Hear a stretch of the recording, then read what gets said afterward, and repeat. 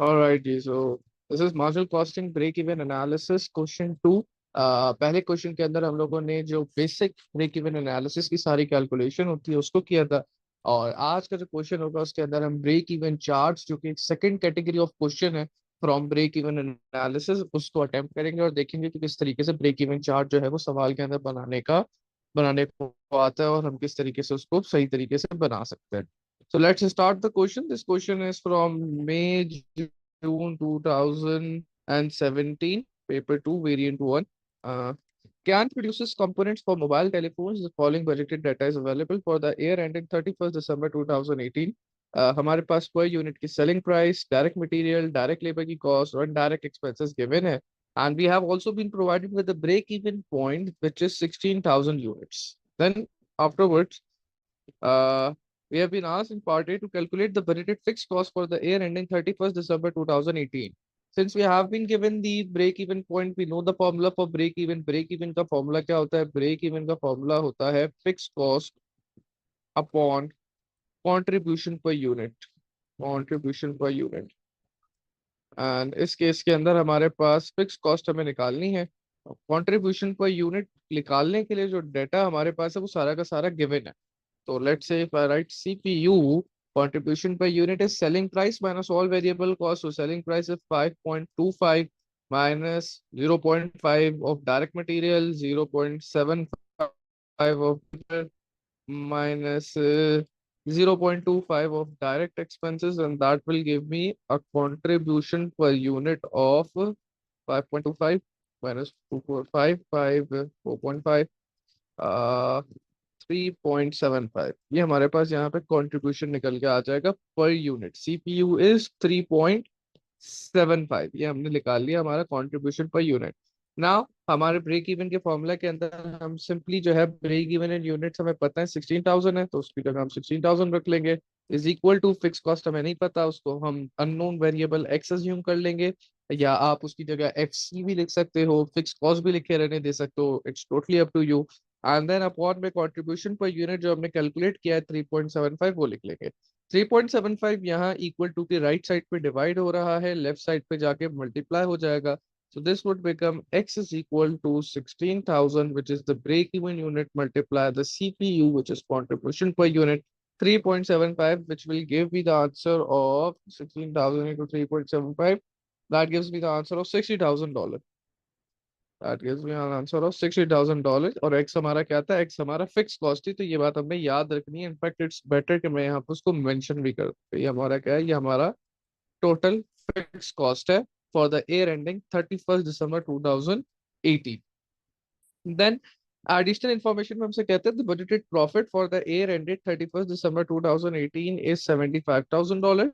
Calculate for the year ending 31st December 2018 the budgeted number of units to be sold। अच्छा, ये एक काफी simple चीज उसने चीज पूछी है, उसने आपको बताया कि भाई आपके पास प्रॉफिट कितना हुआ है। Profit is $75,000, that is your budgeted profit. और फिर कहता है कि इस बजटेड प्रॉफिट को अचीव करने के लिए बताओ आपने कितने यूनिट्स जो हैं वो सेल किए होंगे। तो भाई हमने पढ़ा था कि अगर हमारे पास एक प्रॉफिट दे दिया जाए, जिसको अगर मैं इसको यहाँ पे टारगेटेड प्रॉफिट भी कह लूँ तो मैं गलत नहीं होगा। इवन तो this is my budgeted profit, but मैं इसको अगर टारगेटेड प्रॉफिट का भी नाम दे दूँ तो I would be completely fine. Both would eventually represent the same thing, कि मैं बजट भी इतना कर रहा हूँ और मेरा टारगेट प्रॉफिट भी सेम है। तो हमने टारगेट नंबर ऑफ यूनिट्स निकालने का फॉर्मूला पढ़ा था कि भाई आपके जो ब्रेक इवन यूनिट्स निकालने का फॉर्मूला होता है विच is fix cost upon contribution per unit, उसके अंदर आपका जो टारगेट प्रॉफिट है उसको क्या करा दो? ऐड करा दो। और इस केस में जो हमारा बजटेड प्रॉफिट है वही हमारा टारगेट प्रॉफिट है विच इज $75,000, और डिनोमिनेटर के अंदर हमारे पास हमारा कंट्रीब्यूशन पर यूनिट नॉर्मल आ जाता है। Fix cost as we know जो हमने पार्ट ए में निकाली है 60,000 है हमारे पास। देन टारगेट प्रॉफिट हमारे पास 75,000 है, and contribution per unit will remain the same, it is 3.75। Calculator के अंदर अगर ये वैल्यूज में प्लग इन कर लूँ तो I will be getting 36,000 units. हमारे पास 36,000 यूनिट्स क्या निकल के आ गए? ये हमारे पास टारगेटेड नंबर यूनिट्स निकल के आ गए, जिसको मैं ये भी कह सकता हूँ कि ये हमारे, क्योंकि टारगेटेड और बजटेड यहाँ पे कहने के सेम केस है, तो अगर टारगेटेड प्रॉफिट और बजटेड प्रॉफिट सेम था तो जो टारगेटेड यूनिट्स हैं और जो budgeted number of unit sold है वो भी सेम काउंट किए जा सकते हैं, उसमें कोई मसला नहीं है। सो 36,000 unit is the budgeted number of units which will be sold. अच्छा हम बी ये के जो पार्ट टू फॉर्मूला के है अंदर ये हमसे कहता है, बजटेड यूनिट्स का फॉर्मूला। ये टारगेटेड यूनिट्स का फॉर्मूला बेटा। और इस केस में क्योंकि आपके पास टारगेट की जो फिगर है, बेसिकली हम इस फॉर्मूला को अप्लाई करते हैं तब जब हम कहते हैं कि हमें एक स्पेसिफिक प्रॉफिट अगर अचीव करना हो, तो in order to figure out कि उस स्पेसिफिक प्रॉफिट को अचीव करने के लिए कितने यूनिट्स बेचने पड़ेंगे, हम ये फॉर्मूला यूज करते हैं। तो it is fix cost plus target profit divided by contribution per unit. लेकिन यहाँ पे क्योंकि हमारे पास जो बजटेड प्रॉफिट था, मैं इसी को टारगेट प्रॉफिट अज्यूम करते हुए जा रहा हूँ। तो हम ये कहेंगे कि अगर आपने इसको जो बजटेड प्रॉफिट है उसको टारगेट प्रॉफिट अज्यूम किया है, तो आपके पास जो टारगेट यूनिट्स आएंगे वो आपकी क्या होंगे, वो उसको आप फिर बजटेड यूनिट्स भी कह सकते हो, which is same, which won't make any difference, same बात। तो अगर वो यहाँ पे ये भी लिख देता ना कि 75,000 is your target profit and figure out how many units will be required to be sold by the company, तो भी आप सेम काम ही करते हैं, हमें कुछ डिफरेंस करने की जरूरत, सारे स्टेप सेम ही रहते हैं, कोई डिफरेंस नहीं आता। देन पार्ट टू पे हमसे कहते हैं budgeted contribution to sales ratio to two decimal places, as the word suggest contribution to sales. तो हमारे पास कंट्रीब्यूशन पर यूनिट तो हमने निकाला हुआ है $3.75 का। तो budgeted contribution to sales ratio निकालने के लिए 3.75 विच इज द कंट्रीब्यूशन पर unit divided by the selling price पर यूनिट विच इज 5.25। तो 3.75 डिवाइडेड बाय 5.25 मल्टीप्लाई बाय 100 अगर मैं इसको करा दूं तो मेरे पास परसेंटेज के अंदर जो है वो आंसर निकल के आ जाएगा, which would be if I plug it into the calculator, this gives me an answer of 71.43%। 71.43% का हमारे पास कंट्रीब्यूशन टू सेल्स रेशियो आ जाए। फिर आगे कहता है state the meaning of CS ratio. ये कंट्रीब्यूशन टू सेल्स रेशियो का मतलब क्या है? तो इवन इन लेक्चर मैंने आपको बताया था कि as you can see the formula, let's say if I write the formula over here, so this will be contribution per unit upon selling price per unit, and it tells you what, कि आपका selling price denominator में contribution numerator में, तो ये बता रहा है कि $1 की सेल के ऊपर आप कितने परसेंटेज या कितने डॉलर का कंट्रीब्यूशन जनरेट करोगे। So if in part two I was getting a contribution to sale ratio of 71.43%, it represents कि मैं जब $1 की सेल करूंगा तो उसके ऊपर 0.7143 जो अमाउंट है वो मेरे पास कंट्रीब्यूशन की फॉर्म में मैं बचा लूंगा, बाकी जो रिमाइंडर अमाउंट है वो मेरी जो वेरिएबल कॉस्ट है उनके अंदर डिडक्ट हो जाएगी। So it shows CS ratio, it shows how much contribution is earned, it shows how much contribution is earned, contribution is earned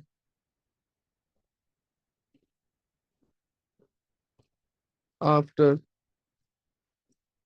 every $1 of sales generate। $1 की सेल जनरेट होने पे कितने का कंट्रीब्यूशन आपने कमाया है, that's what contribution to sales ratio tells you. D part one के अंदर कहता है state the name given to the difference between the budgeted total sales unit and the budgeted break even sales unit. तो जो break even sales और budgeted sales का जो difference है उसको हम मार्जिन ऑफ सेफ्टी कहते हैं, कि भाई हम कितने यूनिट्स बेच रहे हैं वर्सेस हमारा ब्रेक इवन यूनिट्स कितने का है, दोनों का जो डिफरेंस है दैट टेल्स के बिजनेस कितना सेफ है। सेफ होने से क्या मतलब है कि बिजनेस ब्रेक इवन पॉइंट को दोबारा पहुंचने से कितना ज्यादा दूर है, जितना ज्यादा दूर होगा उतना हम कहते हैं बेहतर है बिजनेस के लिए। तो this is margin of safety, the difference between pelleted units sold and break even units। Then part two के अंदर कहते हैं explain the significance of this difference to a business. तो जैसे मैंने अभी कहा कि ये क्या है, ये आपको रिप्रेजेंट करता है risk position of the business, कि भाई कितना बिजनेस सेफ है from reaching back to its break even point. It tells about the risk position, about the risk position of the business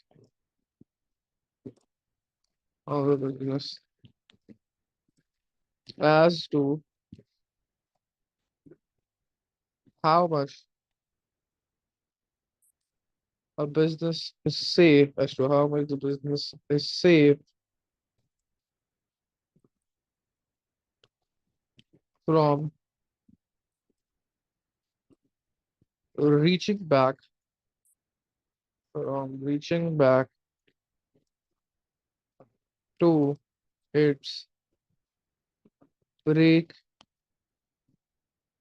even point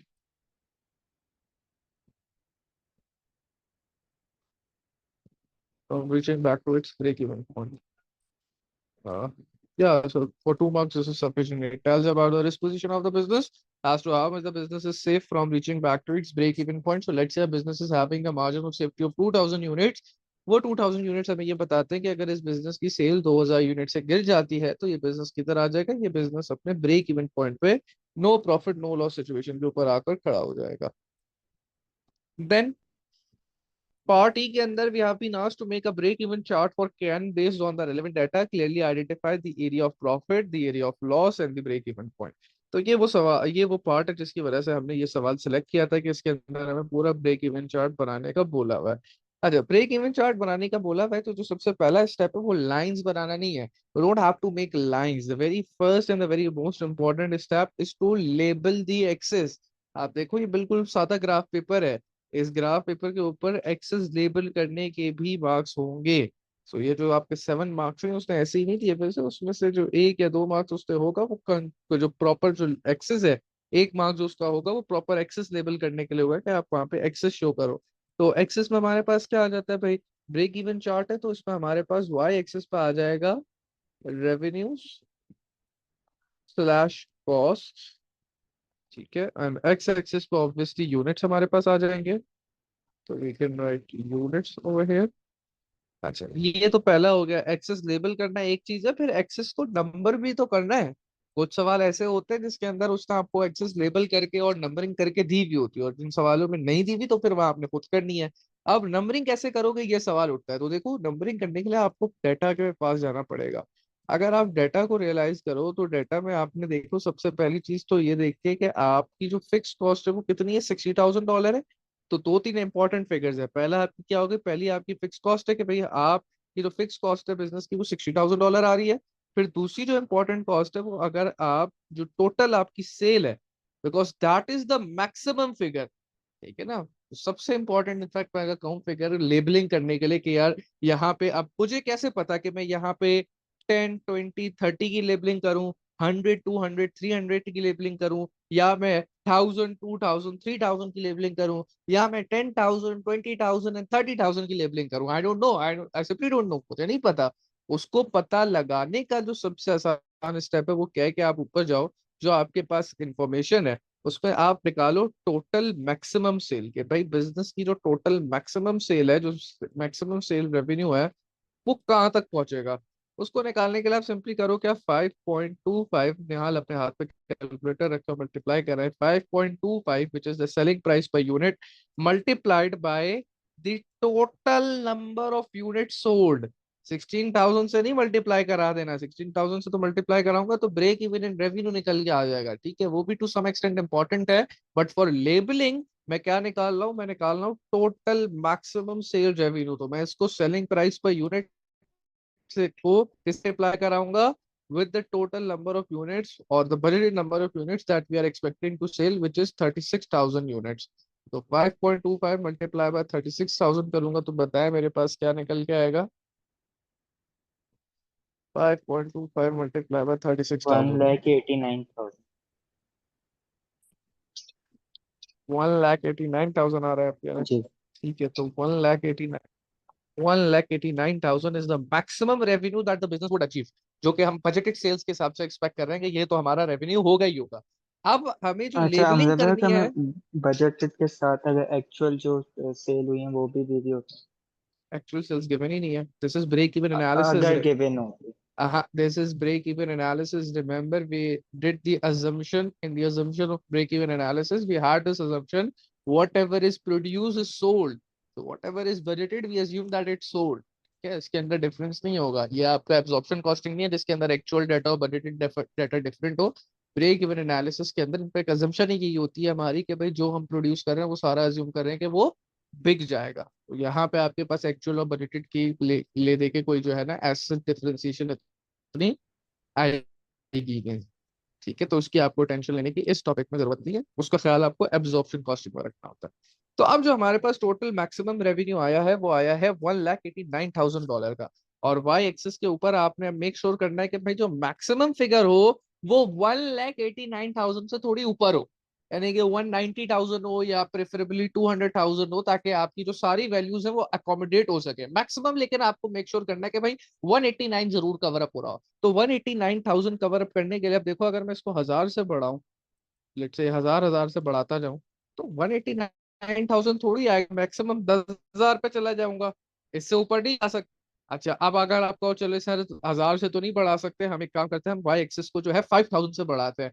भाई अगर आप 5,000 से भी बढ़ाओगे तो लेट से 5K, 10K, 15K, वो अभी भी 50,000 तक चला जाएगा, 50,000 पे चला जाएगा, लेकिन जो आपको फिगर चाहिए 1,89,000 की, वो उस फिगर को रीच नहीं करेगा। तो सर अब उसके लिए क्या करें? अब उसके लिए 5,000 भी नहीं, आपको पता चल गया, 10,000 ट्राई करो। अगर तुम 10,000 से भी जाते हो तो 10K, 20K, 30K, 40K, 50K, अभी भी मैक्सिमम आपका 100,000 पे चला जाएगा। लेकिन आपको कितना चाहिए, आपने ऊपर निकाला भाई, हमें तो हर हाल में 189,000 तो बेर मिनिमम चाहिए ही चाहिए ऑन आर वाई एक्सिस। तो ठीक है सर, 10,000 भी नहीं हो सकता, 20,000 ट्राई करो। हाँ, 20,000 सीम्स रीजनेबल, 20, 40, मैं इसको यहाँ लिख भी देता हूँ ताकि हम देखें। और ये काम शुरू में अगर मैं रफ में कर लूँ तो ज्यादा बेहतर है, या मैं अपने माइंड के अंदर कर लूँ तो ज्यादा बेहतर है। लिखना तब तक नहीं है जब तक मैं पूरी तरीके से श्योर ना हूं कि हाँ भाई ये सही एक्सेस है, क्योंकि लिख दिया तो फिर खत्म हो गई ना बात। वैसे तो आप ग्राफ नॉर्मली पेंसिल से ही बनाते हो, लेकिन जो लेबलिंग है वो आप अक्सर पेन से करते हो, बिकॉज इट्स बेटर रिकमेंडेड कि आप इसको भी पेन से ही करो, अनटिल अनलेस अदरवाइज स्पेसिफाइड कि उसने कहा बनाओ कि आप चार्ट को जो है पेंसिल से बनाओ। क्योंकि आपकी जो स्कैनिंग है उसके अंदर पेन का जो स्कैन है वो बेहतर तरीके से आ जाता है as compare to the scan of pencil. तो you can make first attempt, लेकिन इतना टाइम नहीं होता कि मैं कहूँ आप फर्स्ट अटेम्प्ट पेंसिल से करो, सेकंड अटेम्प्ट पेन से करो। You have to do it first and at all with the pen. तो आपने बस मेक श्योर करना है कि एक्सेस के वक्त आप इस चीज का ख्याल रखो कि मैक्सिमम फिगर कवर अप हो रही हो। तो अब मैं श्योर हूँ, मैंने गिन लिया है बॉक्सेस को, 1, 2, 3, 4, 5, 6, 7, 8, 9, 10। मैंने गिन लिया है, 10 बॉक्सेस हैं। अगर मैं 20,000 के इंक्रीमेंट से चलता हूँ तो मेरा 2 लाख तक इजिली कवर अप होगा, और मेरी जो मैक्सिमम फिगर है 189,000 की वो कवर अप हो जाएगी। And that is what my goal is, कि भाई मेरा जो पूरा ग्राफ है उसके अंदर जो मैक्सिमम फिगर है वो अचीव हो जाए। तो I write 20,000 for the first part.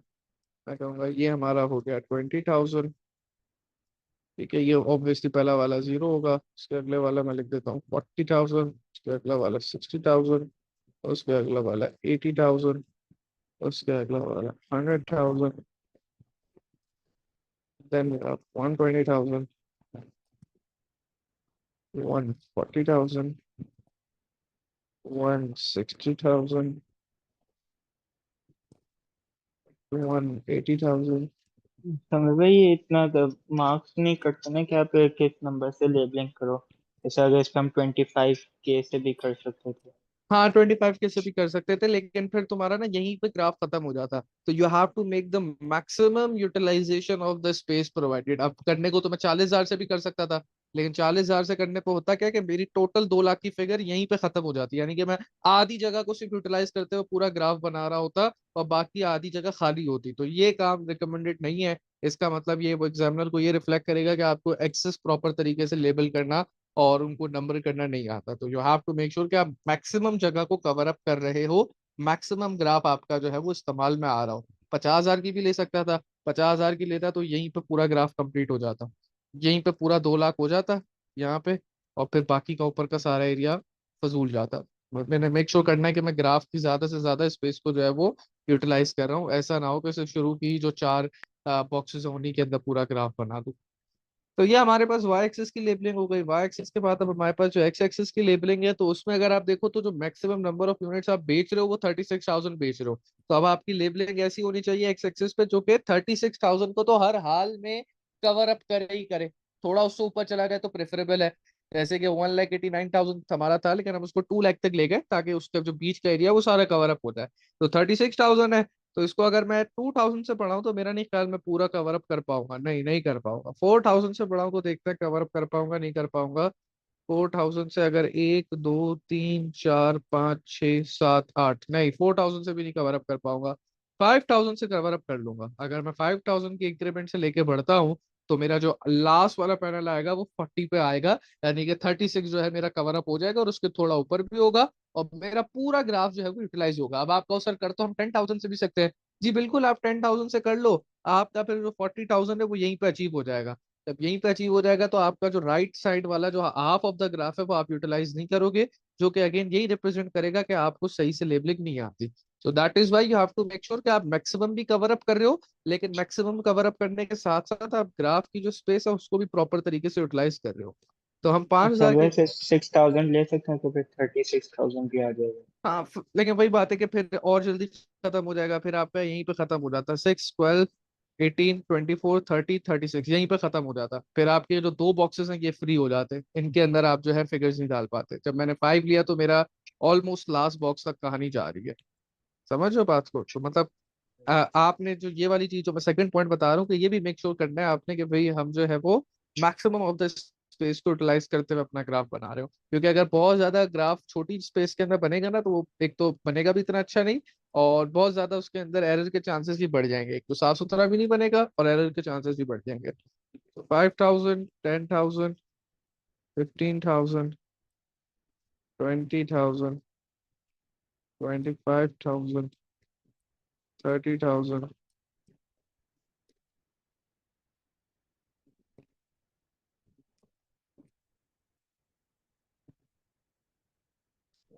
5,000,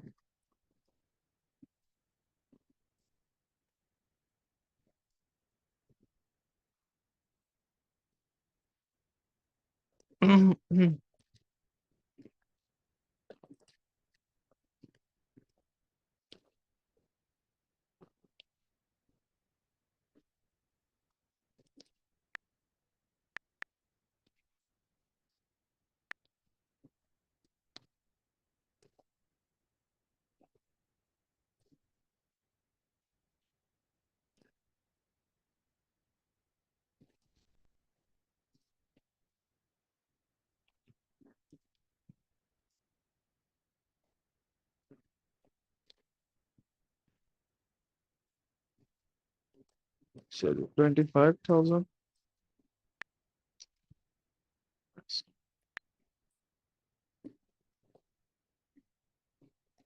25 के बाद we will have 30,000।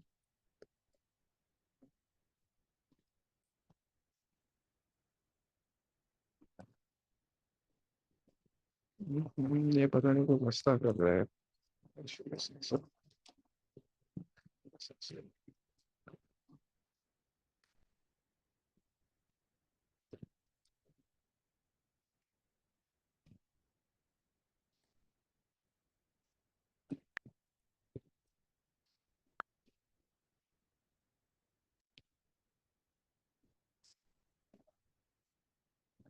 25 है यार, ये 30 है।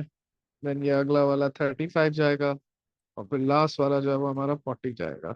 ये इसके अंदर जो है वो मसला आ रहा है, पता नहीं क्यों लिख नहीं रहा है। But that's how it will be. आपका 20 है, 25 है, फिर 30 है, 35 है, देन लास्ट में आप देखोगे कि आपका जो 40,000 वाली फिगर है वो अचीव हो रही है। अब हमें इसके अंदर क्या बनानी है? ठीक है, हमारे पास लेबलिंग हो गई, वाई एक्सिस पे एक्स एक्सिस पे दोनों जगह हमने लेबलिंग कर ली।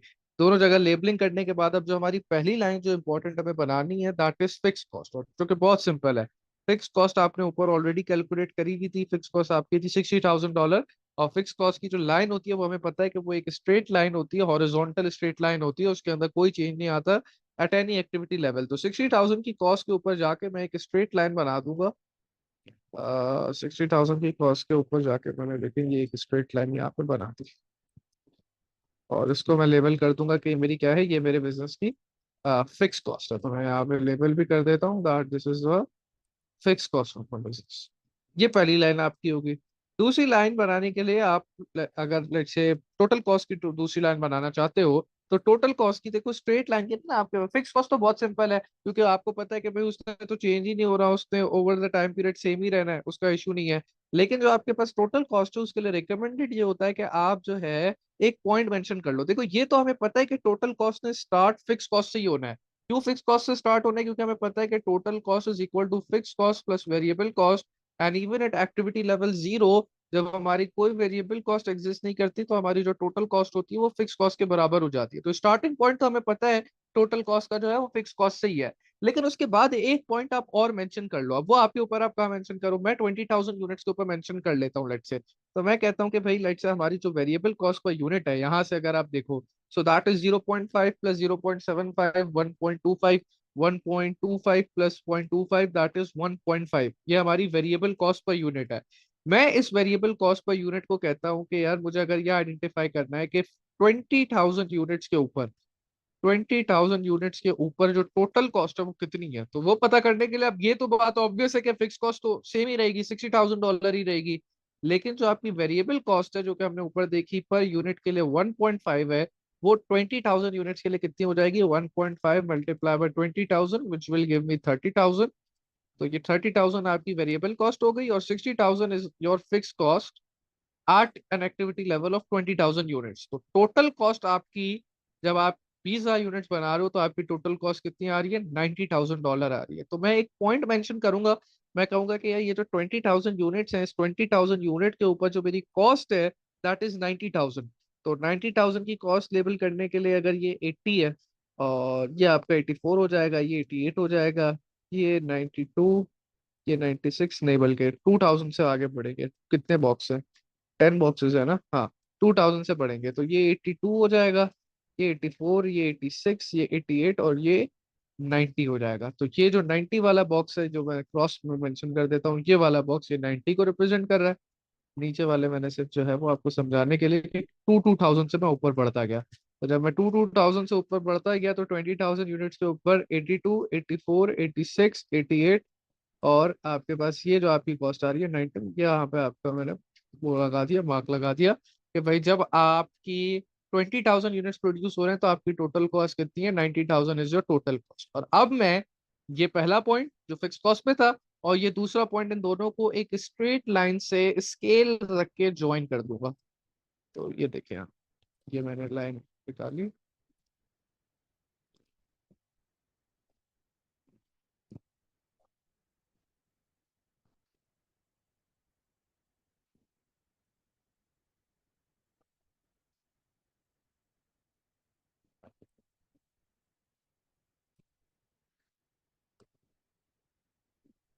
ये देखेंगे ये स्ट्रेट लाइन से जॉइन हो गई, एक्सटेंड भी कर देता हूँ। ये हमारे पास किसकी लाइन आ गई, टोटल कॉस्ट की लाइन आ गई। और इसके लिए आपको एक ही पॉइंट प्लॉट करने की जरूरत थी, you just have to plot one point. अब वो आप, मैंने 20,000 के एक्टिविटी लेवल पे प्लॉट किया है कि भाई कॉस्ट कितनी है, आप उसको 25,000 यूनिट्स पे कर लेते तो भी कोई इशू नहीं था, आप 30,000 पे भी कर लेते तो भी कोई इशू नहीं था, आप 15,000 पे कर लेते तो भी कोई इशू नहीं था। You just have to plot one more point के भाई इस लेवल ऑफ एक्टिविटी के ऊपर इतने यूनिट जब प्रोड्यूस हो रहे तो टोटल कॉस्ट क्या निकल के आ जाए, जिसका तरीका मैंने आपको बता दिया। वेरिएबल कॉस्ट पर यूनिट जो थी आपने उसको जो एक्टिविटी लेवल जो आप अज्यूम कर रहे हो उससे मल्टीप्लाई कराया, fix cost remain the same, तो वही उतनी जो आपके पास टोटल फिक्स कॉस्ट थी वो ऐड हो गई। और आपके पास आ गया कि भाई at an activity level of 20,000 units we will be incurring a total cost of 90,000। वहां पे मैंने क्रॉस एक पॉइंट बनाया, स्ट्रेट लाइन से उसको ज्वाइन कर दिया, तो that gives me the total cost की लाइन का कर्व।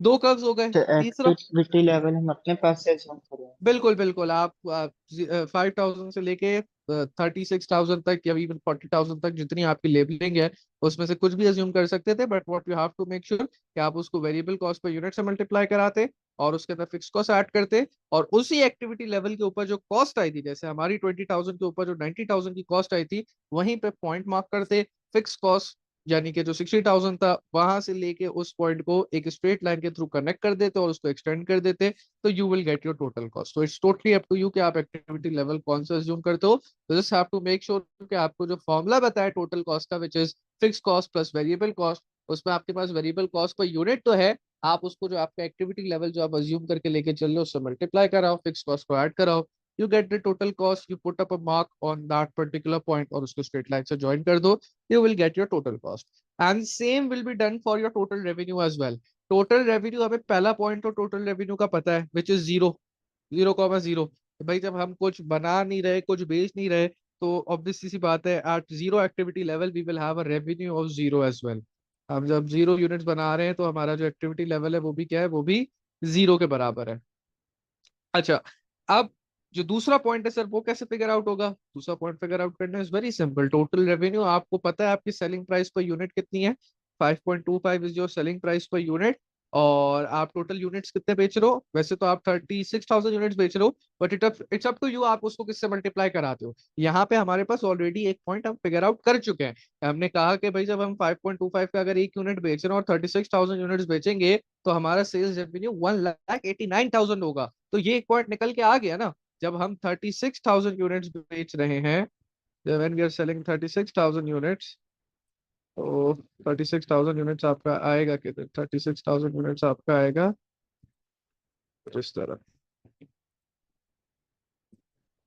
25 हो गया, यह आपका हो जाएगा 30, यह आपका हो जाएगा 35,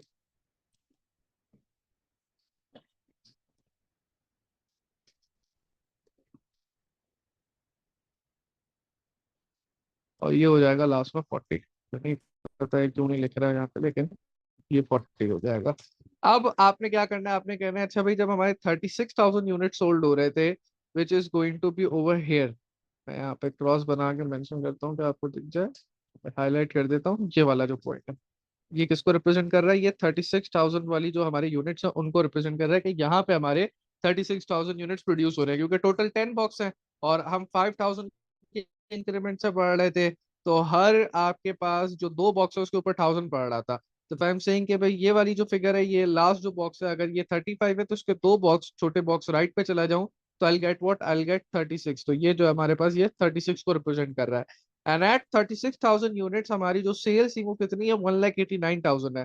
तो 36,000 यूनिट्स के ऊपर मैं जो 1,89,000 यूनिट्स की का जो सेल्स रेवेन्यू उसको मेंशन करना चाहूँ, तो this is 182, this is 184, 186, 188, and this over here will be 189। क्या हमारे पास आ गया कि भाई 189,000 का रेवेन्यू जब हम कितने यूनिट्स बेच रहे हैं? जब हम 36,000 यूनिट्स बेच रहे हैं। और किस तरीके से आया? सेम तरीका है। ये जो हर स्मॉल बॉक्स आपको दिख रहा है ना, ये 2,000 के इंक्रीमेंट को रिप्रेजेंट कर रहा है। 2,000 के इंक्रीमेंट को कैसे रिप्रेजेंट कर रहा है? क्योंकि जो टोटल बॉक्सेस है छोटे, ये आपके पास टोटल 10 बॉक्सेस है छोटे वाले, स्मॉल बॉक्सेस। और इसके अंदर जो इंक्रीज आ रहा है इन 10 बॉक्सेस के अंदर, वो 180 से लेके 200,000 का आ रहा है, विच रिप्रेजेंट्स कि ये टोटल इंक्रीज 20,000 का है। तो अगर आप 20,000 को डिवाइड करा लो जो 10 स्मॉल बॉक्सेस हैं उससे,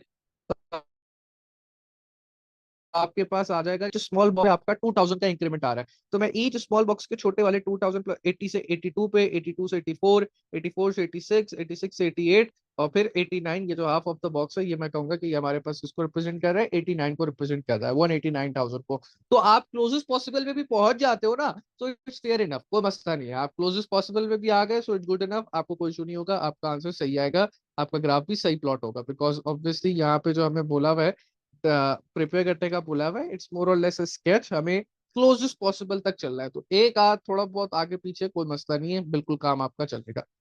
तो अब हम क्या करेंगे, हमारे पास दोनों पॉइंट्स आ गए, जीरो के ऊपर जीरो रेवेन्यू था, और हमने देख लिया कि जब हम 36,000 यूनिट्स बेचे हैं तो हमारे पास कितना रेवेन्यू है। अच्छा सर, मैंने 36,000 यूनिट्स के लिए क्योंकि रेवेन्यू कैलकुलेट कर लिया था तो मैंने वही पॉइंट ले लिया।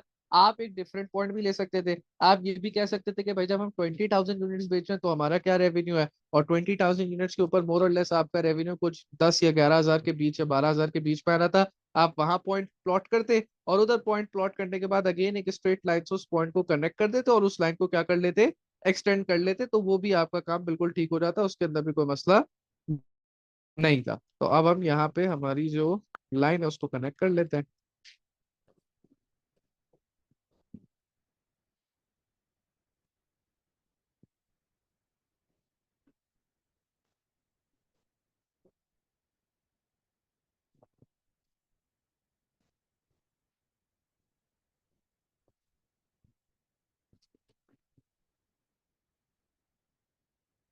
अच्छा ये सही कनेक्ट हुआ, ठीक है, एक सेकंड।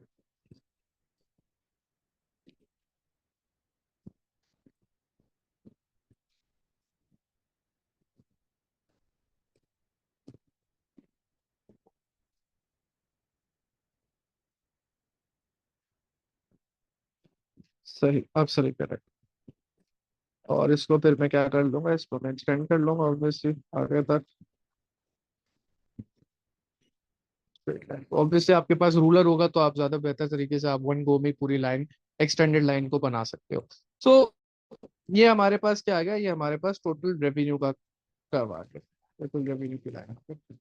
तो अगर आप रियलाइज करो तो मैंने कोई बहुत मुश्किल काम नहीं किया है। सबसे पहले I draw the fix cost की line which is going to be completely horizontal.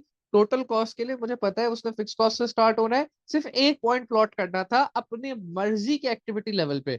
वो पॉइंट मैंने ग्राफ के ऊपर क्रॉस से रिप्रेजेंट किया और फिक्स कॉस्ट के पॉइंट से लेके उस पॉइंट तक एक स्ट्रेच करके मैंने स्ट्रेट लाइन से उसको कनेक्ट कर दिया दोनों पॉइंट्स को, और मेरे पास टोटल कॉस्ट का कर्व आ गया। And same I did for total revenue. मैंने कहा अच्छा यार एक यूनिट 5.25 का बिक रहा है, तो 36,000 यूनिट्स का जो टोटल सेल्स रेवेन्यू है वो 1,89,000 आया। 36,000 यूनिट्स के ऊपर जो रेवेन्यू था उसको मैंने क्रॉस पॉइंट को फिगर आउट किया और अगेन स्ट्रेट लाइन से ज्वाइन कर दिया, तो मेरे पास क्या निकल के आ गया, टोटल रेवेन्यू का कर्व निकल के आ गया। अच्छा काम अभी खत्म नहीं हुआ है। हाँ जो टेक्निकल काम था, थोड़ा सा मुश्किल काम था, वो खत्म हो गया है, लेकिन अभी भी कंप्लीट काम खत्म नहीं हुआ। अब आसान काम रहता है। आसान काम कैसे रहता है सर? देखो अब मैं आपको बताऊं आपका कर्व सही बना या नहीं बना, इसका एक जो छोटा सा हैक है वो क्या है। आपके पास पीछे ना ऊपर ब्रेक इवन पॉइंट गिवन था, कितना गिवन था? 16,000 यूनिट्स आपके पास गिवन था कि that is your break even point. तो आपका ब्रेक इवन हमें पता है कब अचीव होता है, जब आपके रेवेन्यू और आपके टोटल कॉस्ट बराबर हो जाए। आप जरा रियलाइज करो, जो आपका यहाँ पे टोटल रेवेन्यू और कॉस्ट का पॉइंट आ रहा है, डिफरेंट कलर से शेड करता हूँ, यहाँ पे आ रहा है। ठीक है, ये आपका वो पॉइंट है जहां पे आपका टोटल कॉस्ट और टोटल रेवेन्यू आपसी में मीट कर रहे हैं। क्या ये 16,000 यूनिट्स पे ही आ रहा है? रियलाइज करो। तो जी हाँ बिल्कुल, ये 16,000 यूनिट्स पे एग्जैक्ट आ रहा है, क्योंकि मैंने कैलकुलेशन के साथ ग्राफ बनाया है, तो इसका आगे पीछे होना पॉसिबल नहीं है। अगर तो मेरी कैलकुलेशन आगे पीछे होती तो मेरा ब्रेक इवन जो पॉइंट है वो भी आगे पीछे हो जाता। लेकिन क्योंकि मेरी कैलकुलेशन ऑन पॉइंट थी और मैंने कैलकुलेशन की बेसिस पे लाइन को ड्रॉ किया था, तो इस वजह से मेरा ब्रेक इवन पॉइंट भी एग्जैक्ट ऑन पॉइंट आया है। यहाँ पे मैंने मेंशन एक थोड़ा सा डॉट बना के एक एरो बना के यहाँ मेंशन कर देता हूँ कि ये मेरा क्या है, ये मेरा ब्रेक इवन पॉइंट है। इसको मेंशन करना लाजमी होता है, इट्स नॉट लाइक कि मैं वॉलंटरली मेंशन कर रहा हूँ, उसको हमें मेंशन करना होता है। उसने कहा हुआ भी है कि prepare the break even chart, clearly identify the area of profit, the area of loss and the break even point. तो break even point is where the total revenue and total cost are equivalent with each other. And then जो उसके आगे वाला point होता है, break even के right वाला region represents profit, तो मैं इसको प्रॉफिट लेवल कर दूंगा। और ब्रेक इवन से पहले वाला रीजन रिप्रेजेंट्स लॉस, तो मैं इसको लॉस रिप्रेजेंट कर दूंगा।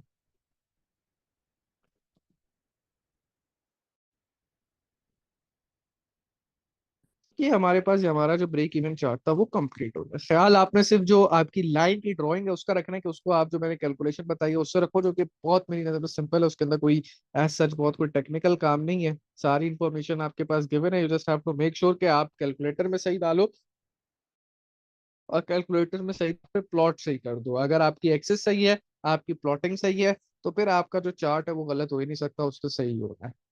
सो यहाँ पे आपके 7 मार्क्स आपको मिल जाए। फिर वो आगे पार्ट एफ पे हमसे कहता है state 3 limitations of a break even analysis. तो हमने अभी बात भी की थी, ब्रेक इवन एनालिसिस की एक लिमिटेशन होती है, it assumes all production is sold, assumes all production is sold, all production is sold, it assumes selling price remains constant, assumes selling price remain constant, price remain constant। और फिर इसके साथ साथ it assumes total fixed cost, total fixed cost remain same, remain same at all activity levels, at all activity levels। ये 3 limitation हो गई इसकी। और फिर आगे एडिशनल इंफॉर्मेशन देखिए, कहता है Kane is considering increasing the selling price to $6 पर यूनिट फ्रॉम 1 जनवरी 2019। वो 5.25 से चाह रहा है कि हम उसको प्राइस को उठा के $6 पे ले जाएं। He expects that all costs will remain unchanged. Calculate the number of units can must sell each month so that the budgeted total contribution is the same as in 2018. So obviously, if he is going to sell the unit at a higher selling price, and since he is the examiner has said कि भाई तो जो cost है उसके ऊपर कोई फर्क नहीं पड़ेगा, तो obviously now the business और जो owner है उसका let's say Ken, can would require lesser number of units to be sold in order to gain the same total contribution. तो पहले उसका total contribution कितना था? अगर आप पहले के total contribution की बात करो तो उसका contribution per unit was 3.75. हाँ, हमने निकाला था contribution per unit 3.75 था, और वो total number of units 36,000 बेच रहा था. तो अब उसने कहा है calculate the number of units Kane must sell each month so that budgeted total contribution is the same as in 2018. तो अगर आप इनिशियल बजटेड कंट्रीब्यूशन निकालो, यहाँ पे मैं लिखूं इनिशियल बजटेड कंट्रीब्यूशन जो कि बिफोर द चेंज है, इनिशियल बजटेड कंट्रीब्यूशन. तो उस वक्त आपका पहले जब आपकी सेलिंग प्राइस 5.25 थी, आपका कंट्रीब्यूशन पर यूनिट 3.75 था, and you were selling 36,000 units. आप 36,000 यूनिट्स उसमें लिखा हुआ था कि आप बेच रहे थे. तो 3.75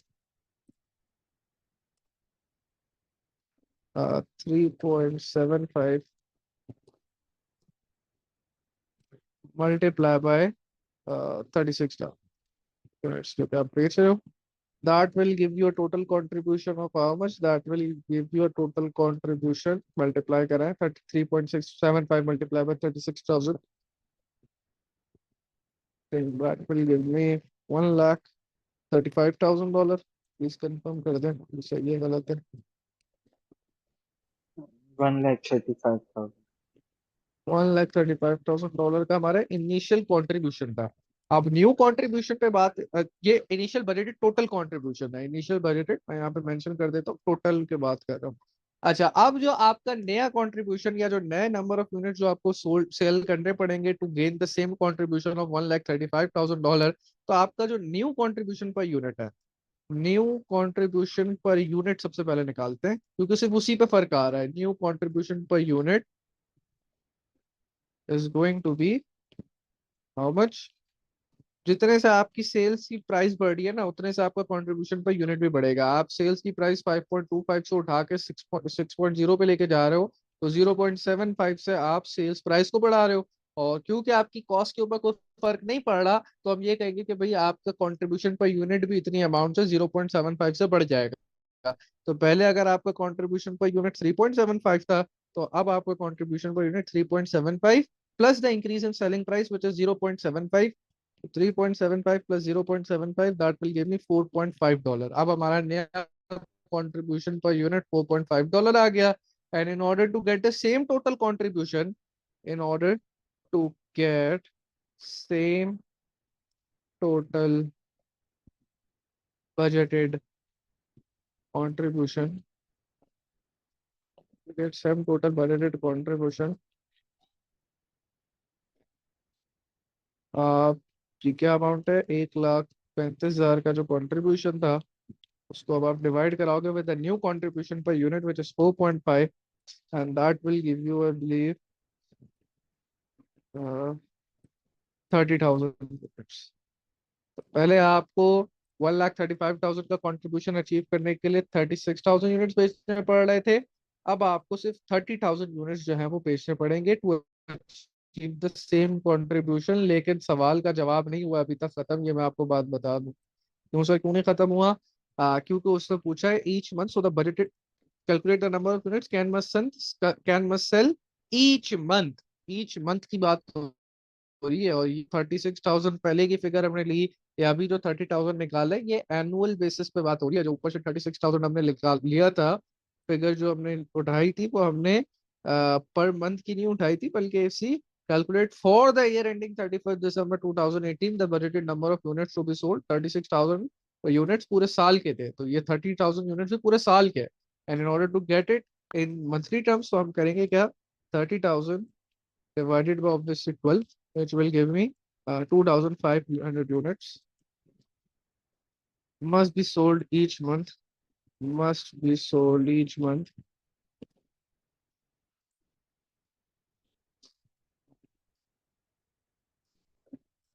to get same budgeted total contribution. To get same budgeted total contribution.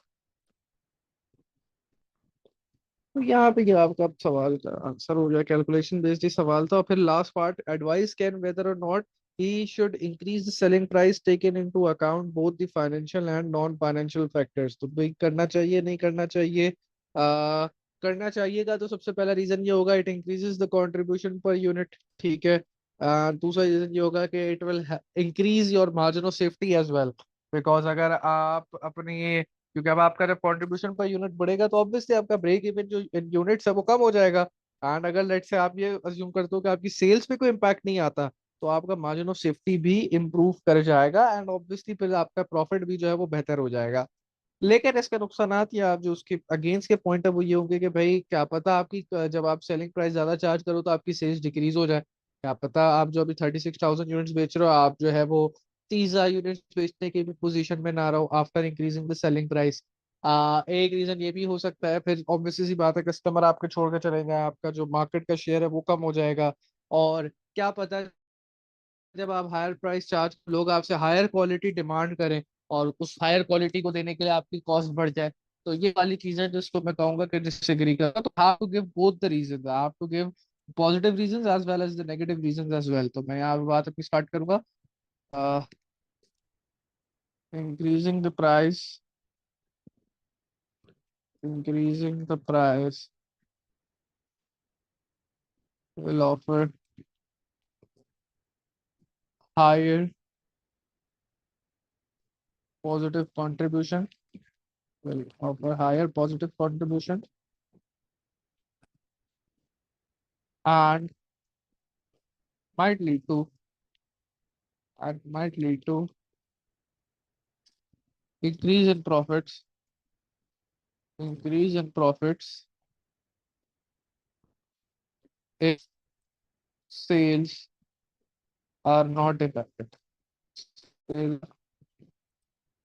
not affected। ठीक है, ये तो पॉइंट हो गए दो फायदे के, देन दो नुकसान के point. however however charging a higher price, charging a higher price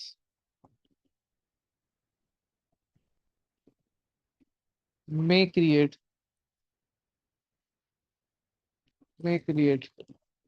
customer expectation of a higher quality product, of a higher quality product, which may raise cost. Moreover, charging higher price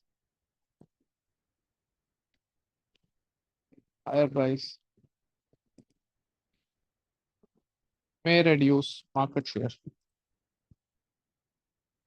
may reduce market share.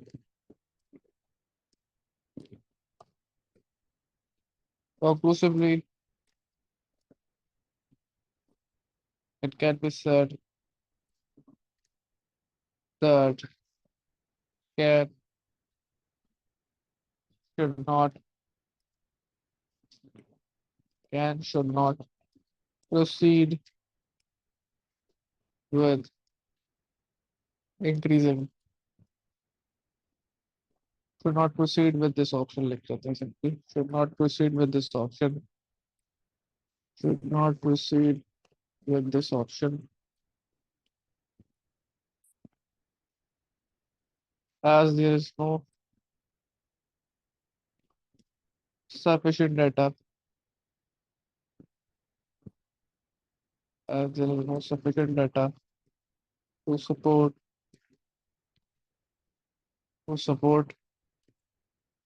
the impact, support the impact on how sales will be will get affected. Sales will get affected. Sales क्या, हमें नहीं पता कि भाई आप इतनी price से बढ़ा रहे हो, क्योंकि उसने कहा है कि बढ़ा देंगे प्राइस, तो सेल्स के बारे में उससे कोई इन्फॉर्मेशन नहीं दी हुई कि बढ़ेगी, कम होगी, सेम रहेगी। तो जब तक आपके पास उससे रिलेटेड इन्फॉर्मेशन ना हो, it's not recommended to increase your selling price. And this ends up your complete question of break even analysis. उसके अंदर ब्रेक इवन चार्ट भी आ गया, एंड ब्रेक इवन एनालिसिस के जो अपने कैलकुलेशन के पार्ट थे, including the break even point and targeted profit वाला पार्ट, वो वाले पार्ट्स भी इसके अंदर कवर अप हो गए। So this was like a full fledge question of marginal costing as a break even analysis tool.